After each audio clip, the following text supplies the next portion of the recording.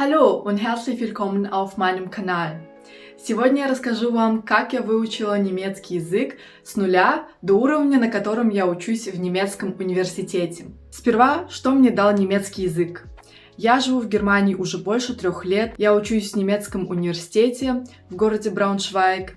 Я также работаю на немецком языке, и этот язык окружает меня каждый день. А самое главное, что он привнес в мою жизнь огромное количество знакомств, возможностей, и я в целом очень рада, что я начала учить этот язык. Моя история с немецким языком началась еще в середине 10 класса.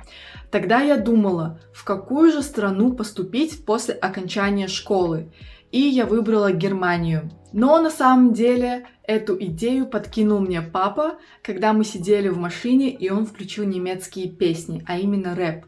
И я подумала, какой дерзкий язык. Точно для меня. Я не из самого большого города, поэтому было достаточно сложно найти учителя немецкого языка или курсы, но каким-то образом я нашла учительницу, с которой мы встречались 2 раза в неделю на 1 час, и она учила меня таким базовым вещам, как артикли и простые слова.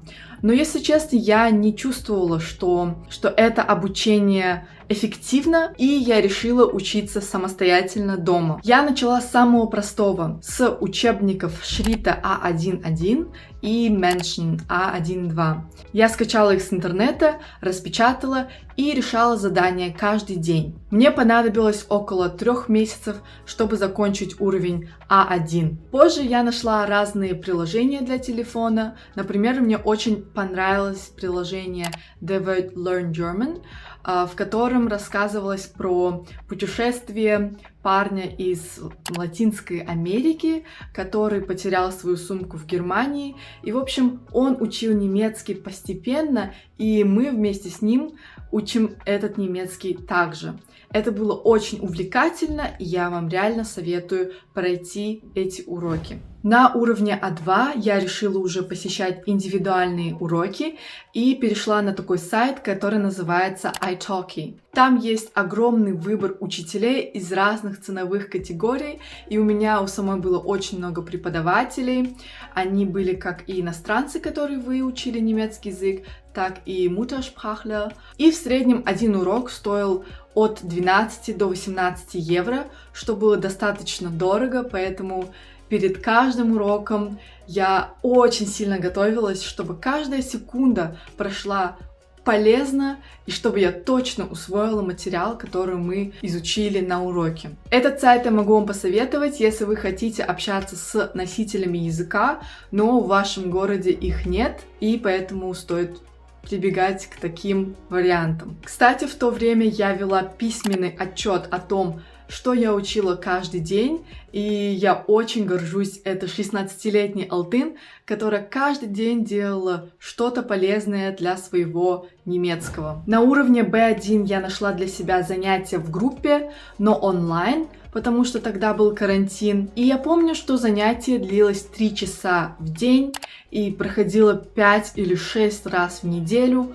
То есть это было достаточно интенсивно. Помню, что я готовилась к одному. Я готовилась к экзамену Goethe B1, который проходил в Алмате. И на кону была стоимость билетов в Алматы, проживание, а также сам экзамен, поэтому я хотела сдать его с 1 раза. Это было очень волнительно, но я все же сдала этот экзамен. Мне помогли разные распечатки из интернета. Просто забивала Goethe, сертификат B1, и решала все, что попадалось. Я советую вам также и делать. Я получила свой сертификат, чему я очень была рада. И также я поучаствовала в Олимпиаде, где заняла 1 место по своему городу, но не заняла никакого места по стране. Ничего страшного. На уровне B2 я начала ходить на языковые курсы в Алматы. Они уже были оффлайн. И само место называется Edelweiss. Мне оно понравилось, как и курсы. В принципе, я могу вам советовать. Я в целом пыталась задействовать немецкий язык в своей жизни. Я смотрела YouTube на немецком, слушала подкаст. Например, есть классный канал Easy German. У него есть как и YouTube видео, так и подкаст. Easy German.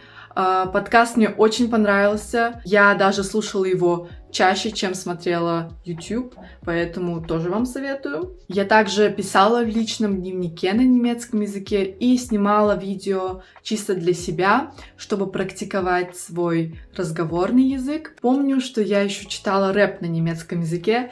Это было, конечно, задание со звездочкой, но это было достаточно увлекательно, поэтому читайте рэп на немецком. Также я практиковала чтение тем, что я покупала адаптированные книги для изучающих немецкий язык.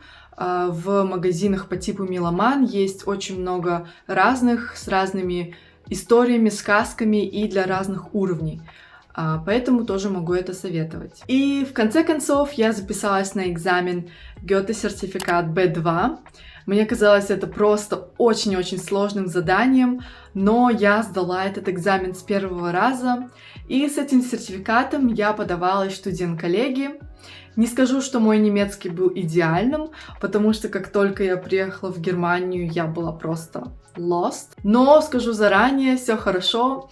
Я поступила в немецкий университет, учусь чисто на этом языке, и в целом я все понимаю. Конечно, бывают разные сложные слова по типу технических, каких-то очень узкоспециализированных, но они быстро учатся, все возможно. Итак, мои советы для изучения немецкого языка — это: записывайте себя на видео, как вы рассказываете о том, что произошло сегодня.